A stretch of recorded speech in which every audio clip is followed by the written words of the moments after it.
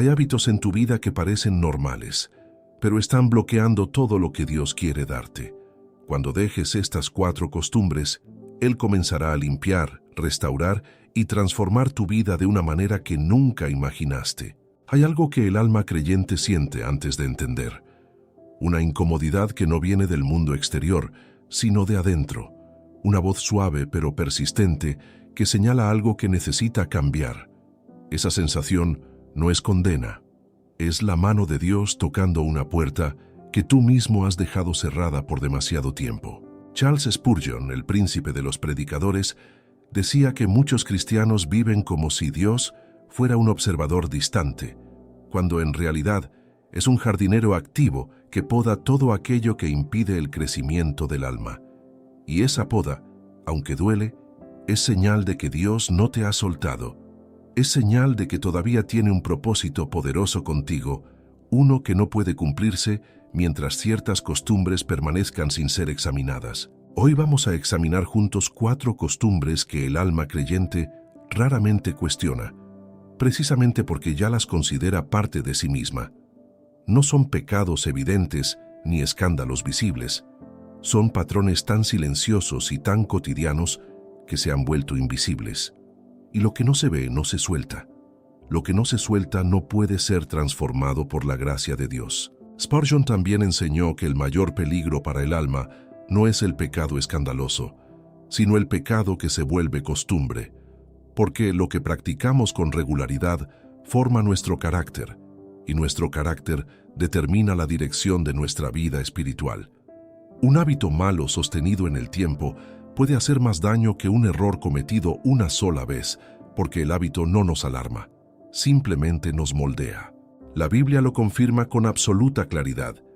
En Romanos 12:2, el apóstol Pablo escribe: «No os conforméis a este siglo, sino transformaos por medio de la renovación de vuestro entendimiento».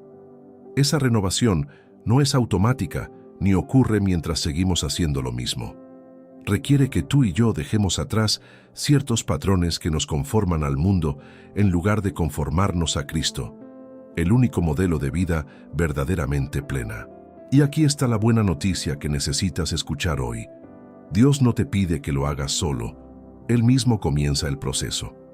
Cuando tú cedes, cuando abres la mano y sueltas esas costumbres, Él entra con poder y transforma lo que tú solo nunca podrías cambiar. Eso es gracia. Eso es el Evangelio en acción en la vida diaria de una persona dispuesta. La primera costumbre que Dios quiere trabajar en tu vida es la queja constante. No hablo de expresar una dificultad genuina o compartir un dolor real con alguien de confianza. Hablo de ese hábito profundo de mirar la vida siempre desde la escasez, desde lo que falta, desde lo que salió mal, desde lo que Dios aparentemente todavía no ha hecho a tu favor. La queja crónica es un veneno silencioso que actúa lentamente.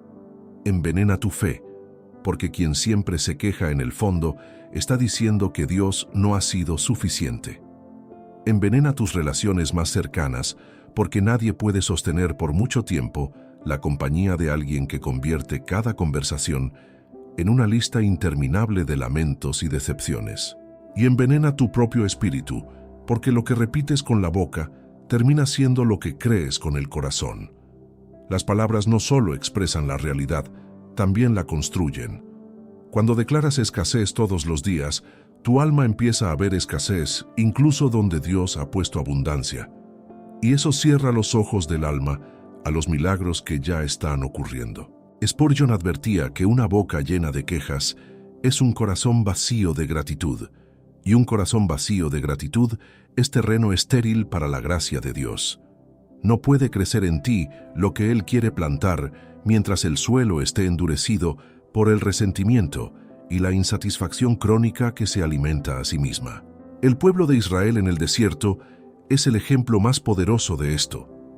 Dios los había librado de la esclavitud, abierto el mar, enviado maná del cielo, guiado con columna de fuego en la noche, y aún así se quejaban.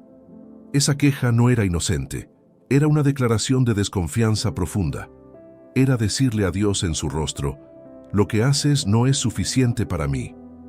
Filipenses 4:11 recoge las palabras de Pablo desde una prisión romana, sin libertad ni comodidad. He aprendido a contentarme, cualquiera que sea mi situación. Si alguien tenía razones humanas para quejarse, era Pablo. Pero había aprendido algo que la queja nunca puede enseñar: que la paz verdadera no depende de las circunstancias, sino de la presencia viva de Dios en medio de ellas. Cuando dejas la queja, no estás fingiendo que todo está bien ni negando el peso del dolor real. Estás declarando con fe que Dios está en control, aunque no entiendas el camino que Él ha elegido para ti. Esa declaración es poderosa, y esa fe abre puertas que ningún esfuerzo humano podría abrir jamás. La segunda costumbre que detiene la obra de Dios en tu vida es la postergación espiritual. Esa voz interior que susurra sin urgencia: luego me acerco más a Dios. Cuando pase esta temporada difícil, leeré más la Biblia. Cuando tenga más tiempo, oraré con más calma y con más profundidad real. El problema con el luego espiritual es que ese momento perfecto nunca llega, y mientras tanto, tu alma se va alejando de Dios, no de golpe, sino poco a poco, como una embarcación que se aleja del puerto sin que nadie lo note, hasta que ya no se ve la orilla y el regreso se hace largo y difícil. Hebreos 3:15 dice con urgencia: si oyeréis hoy su voz, no endurezcáis vuestros corazones. Hoy, no mañana. Dios habla hoy, y cada vez que postergamos la respuesta, el corazón se endurece un poco más ante su voz, hasta que un día ya no la reconoce con claridad. Dios quiere librar tu alma de ese luego que aplaza lo eterno por lo urgente. Porque lo urgente pasa y se olvida, pero lo eterno permanece y define. Y el alma que prioriza la presencia de Dios sobre el ruido diario descubre una paz que el mundo no puede dar ni quitarle jamás. Si este mensaje está tocando algo dentro de ti, es porque Dios está hablando a tu corazón ahora mismo. Te invito a suscribirte a este canal para que sigamos creciendo juntos en la fe. Y quiero que conozcas nuestro ebook 21 días para restaurar tu intimidad con Dios.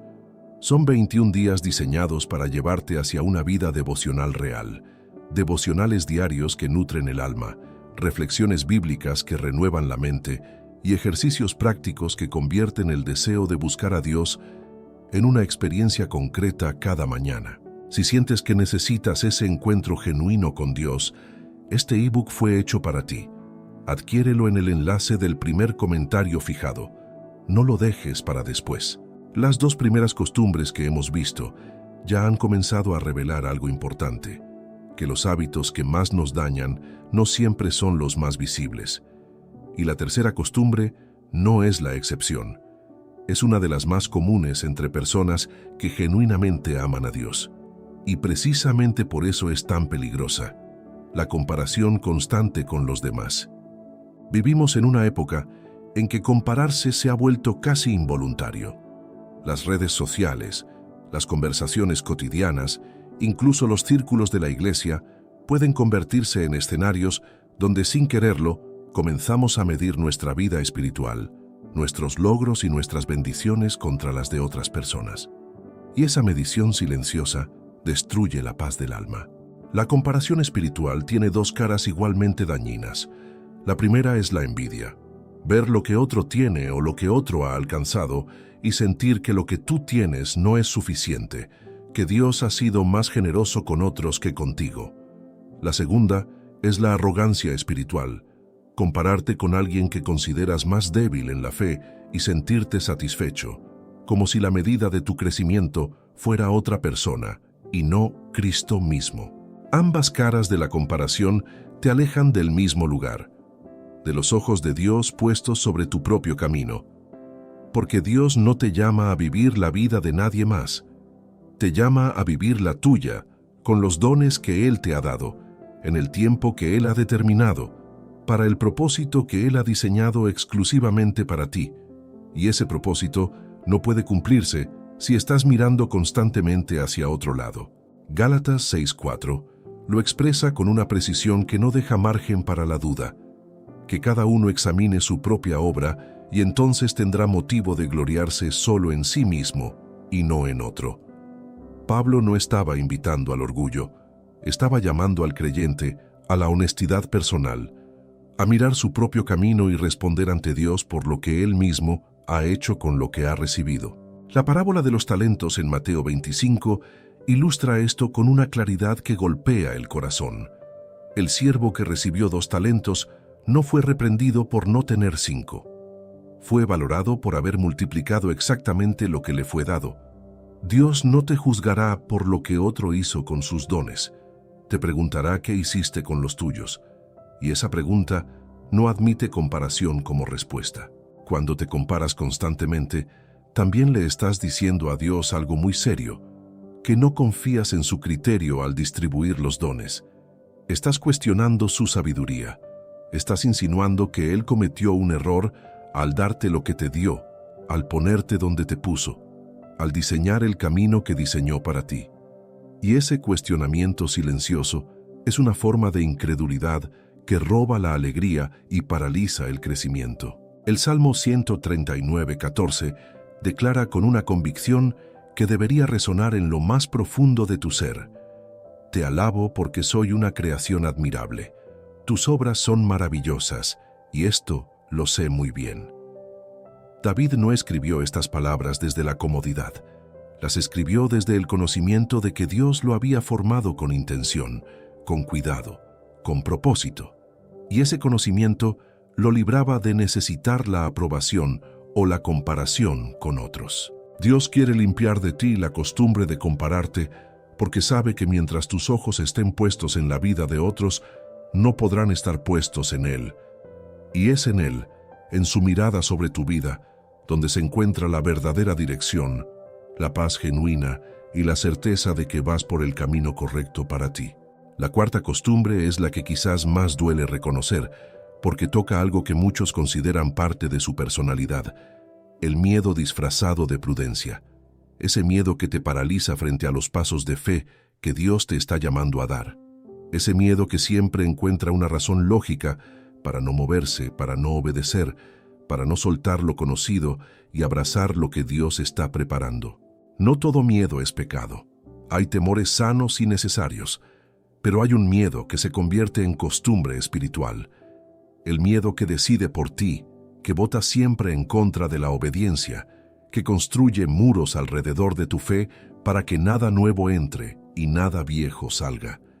Ese miedo no te protege, te aprisiona. Josué 1:9 contiene una orden que Dios repitió varias veces para que quedara grabada sin posibilidad de olvido. Mira que te mando, que te esfuerces y seas valiente. No temas ni desmayes, porque Jehová tu Dios estará contigo en donde quiera que vayas. Dios no le dijo a Josué que no sentiría miedo, le dijo que a pesar del miedo, avanzara, porque la presencia de Dios no elimina el miedo, lo hace irrelevante. El miedo disfrazado de prudencia dice: espera a tener todas las respuestas antes de obedecer. Pero la fe genuina dice: obedezco porque confío en quien me llama, aunque no vea el camino completo. Abraham salió sin saber a dónde iba, según nos dice Hebreos 11:8. No tenía el mapa, tenía la voz de Dios. Y eso fue suficiente para que se moviera y para que su historia cambiara la historia de la humanidad entera. Cuando el miedo se convierte en costumbre, cada oportunidad de crecimiento se vuelve una amenaza. Cada puerta que Dios abre se convierte en una trampa potencial, y el creyente que vive atrapado en ese miedo termina mirando hacia atrás con el peso de todo lo que pudo ser. Y no fue por no dar el paso que Dios estaba esperando. Dios quiere limpiar de ti ese miedo crónico porque tiene planes para tu vida que requieren movimiento, que requieren fe activa, que requieren que tú des un paso aunque no veas el suelo antes de que tu pie lo toque. Esa es la naturaleza de la fe bíblica. No es ciega, pero sí es valiente. No opera desde la certeza de ver todo, sino desde la certeza de conocer a aquel que ve todo. 2 Timoteo 1:7 lo resume con una fuerza que sacude el alma. Porque no nos ha dado Dios espíritu de cobardía, sino de poder, de amor y de dominio propio. El espíritu de miedo no viene de Dios, viene del enemigo. Y cuando lo identificas como lo que es, puedes rechazarlo con la autoridad que Cristo te ha dado y avanzar hacia todo lo que Dios tiene preparado para tu vida. Que estas 4 costumbres, la queja, la postergación, la comparación y el miedo, no son problemas separados. Son ramas del mismo árbol, la desconfianza en el carácter de Dios. Y cuando Dios comienza a limpiar tu vida, lo hace desde la raíz, porque Él no quiere arreglarte superficialmente. Quiere transformarte desde adentro, de gloria en gloria, hasta que reflejes la imagen de su Hijo. Hemos identificado las 4 costumbres, pero conocerlas no es suficiente. El conocimiento sin transformación solo produce condenación, y Dios no te trajo hasta aquí para condenarte, sino para liberarte. Por eso ahora necesitamos entender algo más profundo. ¿Por qué estas costumbres se instalan con tanta facilidad en el alma de alguien que genuinamente desea agradar a Dios? La respuesta está en algo que la Biblia llama el viejo hombre. En Efesios 4:22, Pablo lo describe como esa naturaleza vieja que se corrompe por los deseos engañosos y que debe ser despojada conscientemente. No cae sola, no desaparece con el tiempo. Debe ser quitada, dejada atrás con intención, en un acto de voluntad sostenido por la gracia de Dios. El viejo hombre ama la queja, porque le da una razón para no crecer. Ama la postergación porque le permite sentirse cerca de Dios sin el costo real del compromiso. Ama la comparación porque justifica tanto la envidia como el orgullo. Y ama el miedo porque le da una excusa permanente para no obedecer. Cada una de estas costumbres es el viejo hombre negociando con tu alma, ofreciéndote comodidad a cambio de tu crecimiento. Y la trampa más sutil de todas es que estas costumbres se presentan como razonables. La queja se llama ser honesto sobre la realidad. La postergación se llama esperar el momento adecuado. La comparación se llama aprender de los demás. El miedo se llama actuar con sabiduría. El enemigo nunca presenta el mal como malo. Siempre lo envuelve en algo que parece sensato, incluso piadoso. Juan 8:44 revela el carácter del enemigo con una claridad que no admite ingenuidad. Jesús lo describe como mentiroso y padre de mentira. Y sus mentiras más efectivas no son las que nos dicen que hagamos algo obviamente malo. Son las que nos convencen de que lo que estamos haciendo está bien, que no necesitamos cambiar, que así somos nosotros y Dios nos acepta tal como estamos, sin nunca crecer. Es verdad que Dios te acepta tal como eres. Esa es la gracia. Pero la misma gracia que te acepta no te deja igual. Eso es la santificación. Y la santificación requiere que tú cooperes con el Espíritu Santo en el proceso de limpieza, que no pongas resistencia cuando Él señala un área de tu vida que necesita transformación.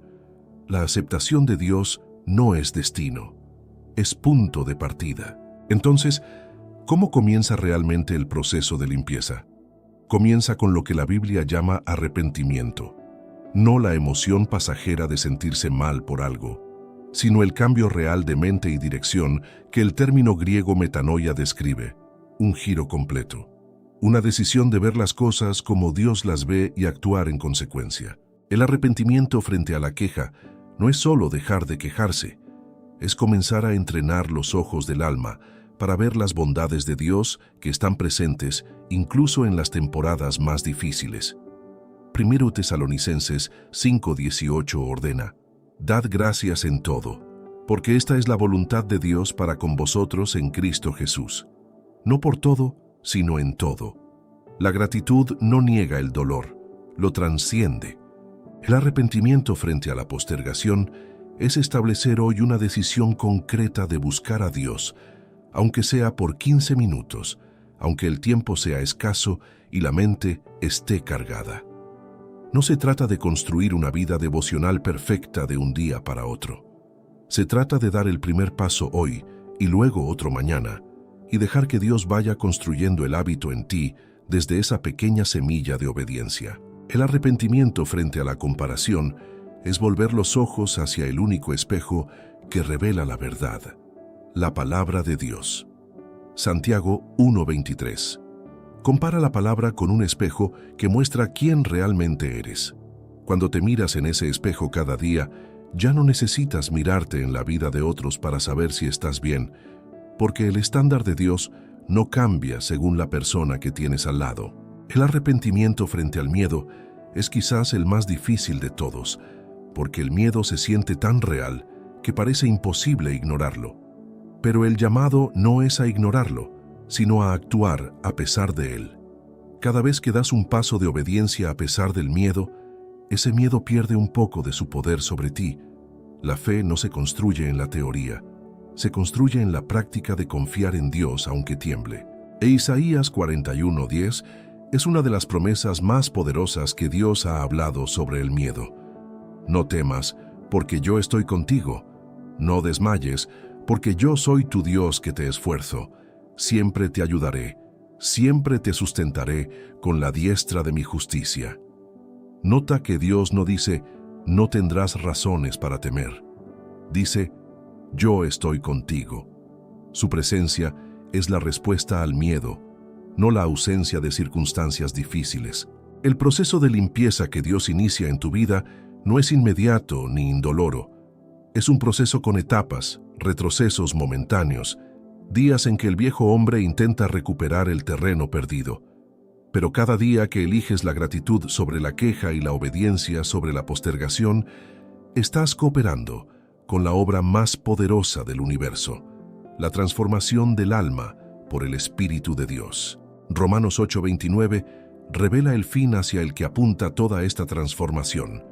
A los que antes conoció, también los predestinó para que fuesen hechos conformes a la imagen de su Hijo. Ese es el destino, ser conformados a la imagen de Cristo.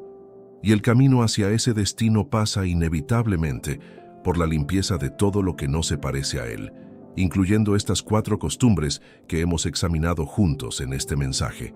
Pero hay algo que necesitas entender antes de seguir. La limpieza de Dios no es un castigo, es una preparación.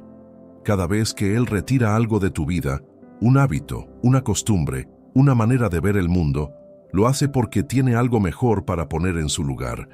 El jardinero que poda no destruye la planta, la prepara para dar más fruto del que jamás habría dado sin esa intervención. Juan 15:2 lo dice con la voz misma de Jesús.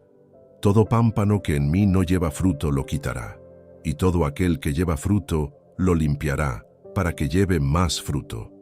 La limpieza no es señal de rechazo, es señal de que Dios ve potencial en ti, potencial que las costumbres viejas están bloqueando. Y Él, como el mejor de los jardineros, sabe exactamente qué cortar y cuándo cortarlo para que tu vida florezca de la manera más gloriosa. Hay algo que ocurre en el alma cuando Dios comienza a limpiar, algo que no siempre se siente bien al principio, pero que con el tiempo revela su naturaleza verdadera. Es una sensación de vacío, como si al quitar esas costumbres quedara un espacio que todavía no sabe cómo llenarse.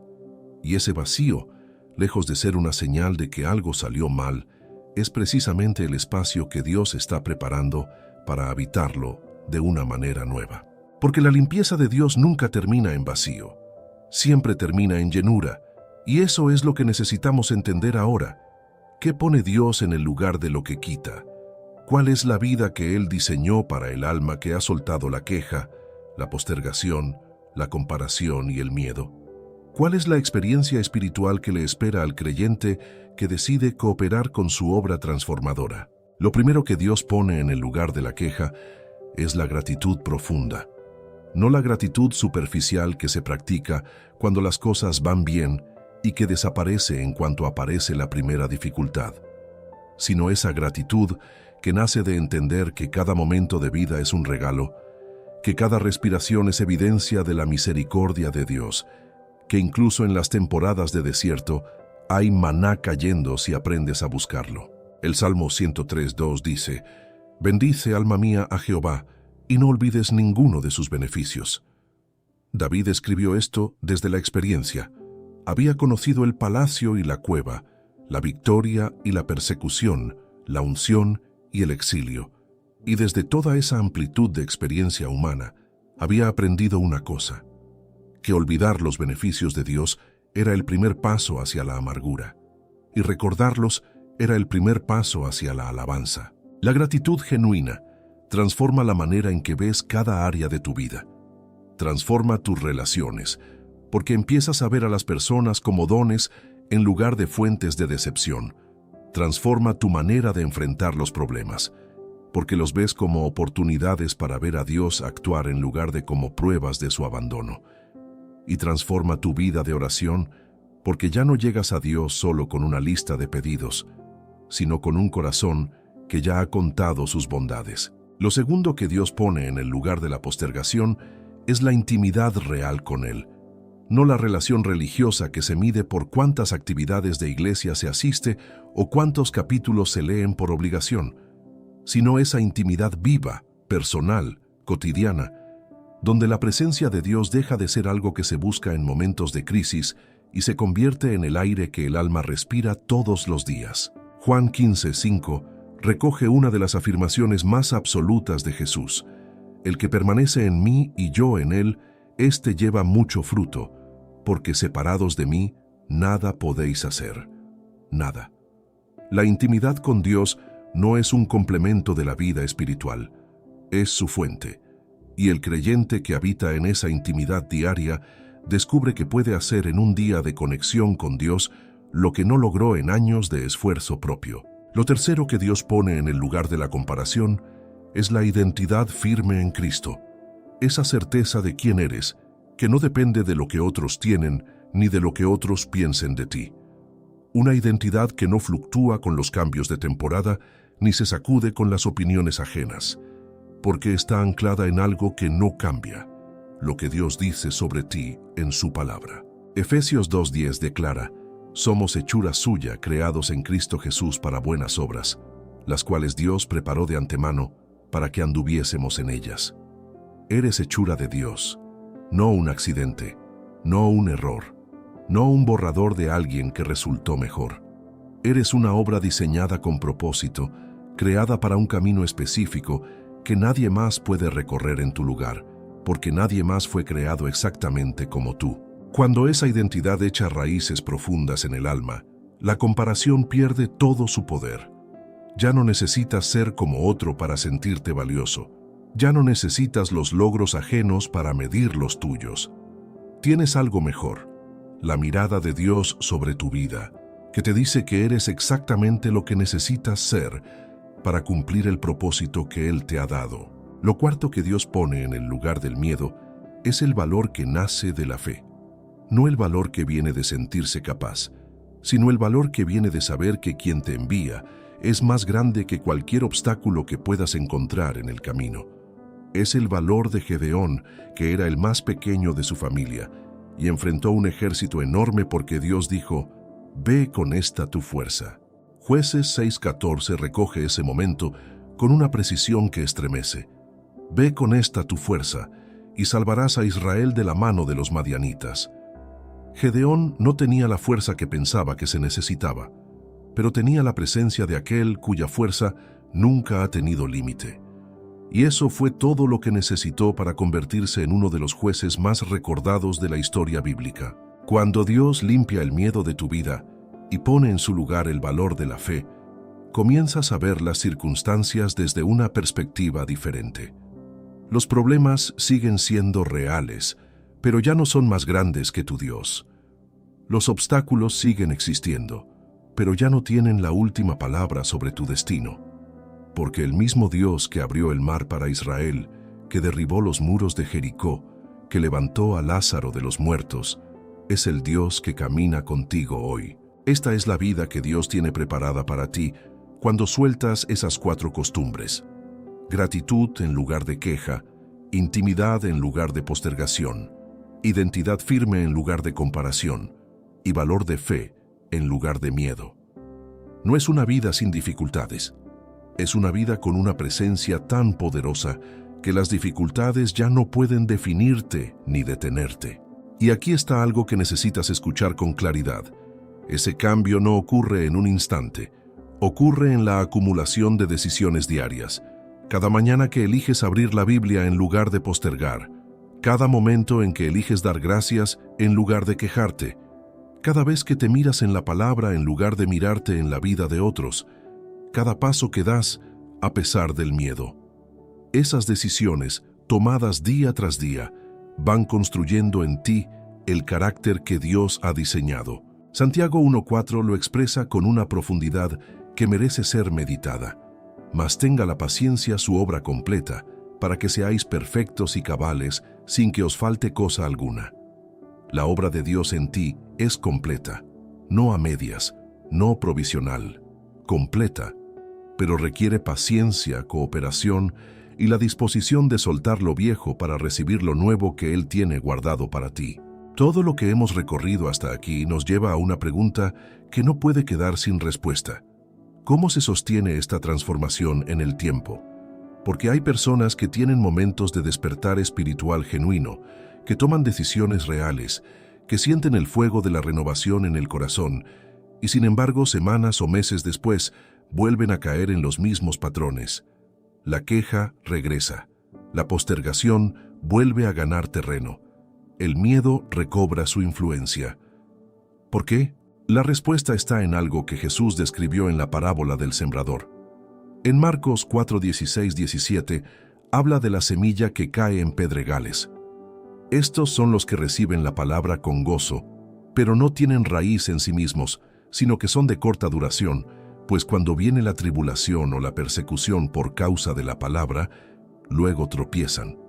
La semilla brotó, pero sin raíces profundas no pudo sostenerse cuando llegó la presión. El problema no era la semilla, el problema era el suelo, y el suelo del alma se prepara con disciplinas espirituales sostenidas, no con experiencias emocionales aisladas. Las experiencias son necesarias y hermosas, pero las raíces se forman en la constancia, en la fidelidad diaria a las prácticas que conectan el alma con Dios de manera profunda y duradera. La primera disciplina que sostiene la transformación es la palabra de Dios leída con intención, no por obligación religiosa ni para cumplir una meta de lectura anual, sino con el corazón abierto, preguntando en cada pasaje: Señor, ¿qué me estás diciendo hoy a mí? ¿Qué necesita cambiar en mí a la luz de lo que acabo de leer? Esa pregunta, hecha con honestidad, convierte la lectura de la Biblia en un encuentro vivo con Dios. El Salmo 119:105 lo describe con una imagen que cualquier alma hambrienta puede sentir. Lámpara es a mis pies tu palabra y lumbrera a mi camino. En la antigüedad, la lámpara no iluminaba todo el horizonte, iluminaba el paso siguiente. Y eso es exactamente lo que la palabra hace. No te da el mapa completo de tu vida, pero te muestra el próximo paso con claridad suficiente para que lo des con confianza. La segunda disciplina es la oración honesta. No la oración de fórmulas repetidas sin vida, sino la conversación real con Dios, donde llevas lo que realmente está en tu corazón, sin filtros ni actuaciones. La oración donde dices lo que sientes, aunque te parezca demasiado humano, demasiado crudo, demasiado imperfecto para dirigirlo a Dios. Porque Dios prefiere tu honestidad imperfecta a tu perfección fingida. El Salmo 62:8 es una invitación que suena con una intimidad que conmueve. Esperad en Él en todo tiempo, oh pueblos, derramad delante de Él vuestro corazón. Derramar el corazón. No presentar un informe, no recitar una lista.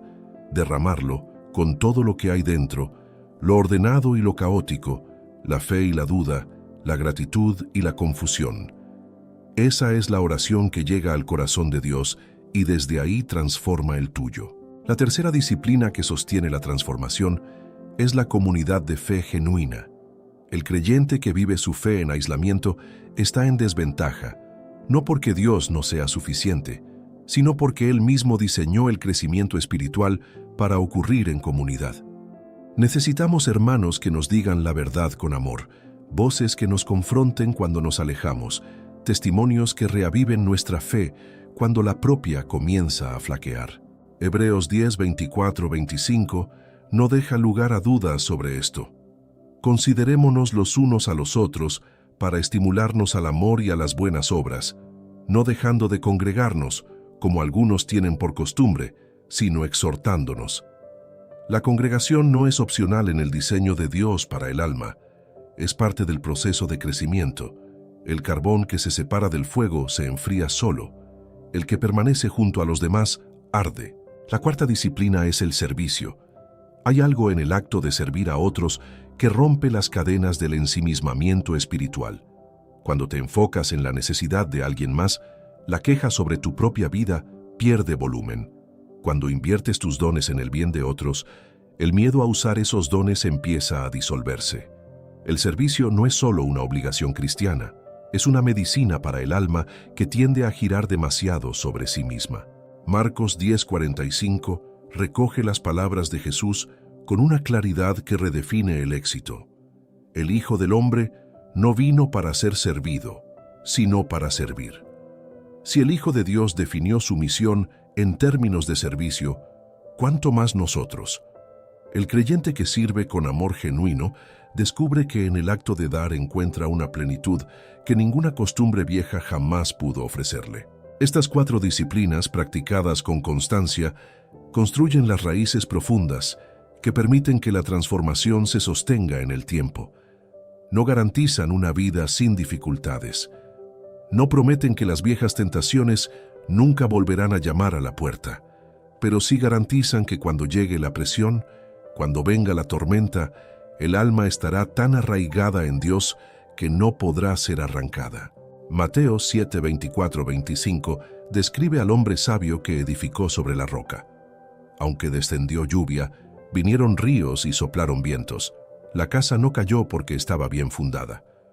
La lluvia cayó igual sobre la casa del sabio y la del necio.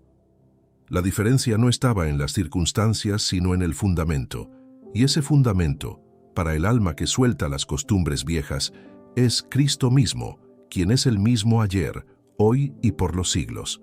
Hay una última verdad que necesita asentarse en tu corazón antes de llegar a la conclusión de este mensaje. Y es esta: Dios no comienza un trabajo que no tiene intención de terminar.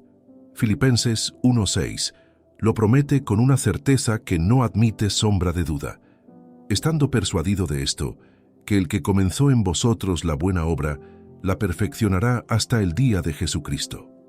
Si Dios está limpiando tu vida hoy, si está señalando esas costumbres y despertando en ti el deseo de soltarlas, eso mismo es evidencia de que Él ya comenzó su obra en ti. Y lo que Dios comienza, lo termina. No a medias, no hasta cierto punto, hasta el día glorioso en que estés completamente conformado a la imagen de su Hijo. Esa es su promesa, y sus promesas no fallan. Y esa certeza cambia todo. Cambia cómo enfrentas las recaídas, ya no como prueba de que el cambio es imposible, sino como parte del proceso que Dios dirige. Cambia cómo ves tu propia debilidad, que ya no es obstáculo para su obra, sino el escenario donde su poder se perfecciona. Y cambia cómo te levantas cada mañana, no con el peso de ganarte el amor de Dios, sino con la libertad de vivir desde ese amor dado por completo en Cristo. Hemos llegado al final, pero Dios sigue obrando en ti. Hoy viste 4 costumbres que bloquean su obra: la queja, la postergación, la comparación y el miedo. Y viste lo que Él pone en su lugar cuando decides soltarlas. Suscríbete a este canal, dale like y cuéntanos en los comentarios cuál de estas costumbres habló más a tu corazón. Tu testimonio puede ser exactamente lo que otro necesita leer hoy. Y antes de irte, nuestro ebook 21 días para restaurar tu intimidad con Dios es el paso siguiente que estás buscando. 21 días de devocionales, reflexiones bíblicas profundas y ejercicios prácticos que convierten el deseo de acercarte a Dios en una realidad concreta cada mañana. No lo dejes para después. Adquiérelo hoy en el enlace del primer comentario fijado. Los próximos videos aparecerán en pantalla. No te los pierdas. Que Dios te bendiga siempre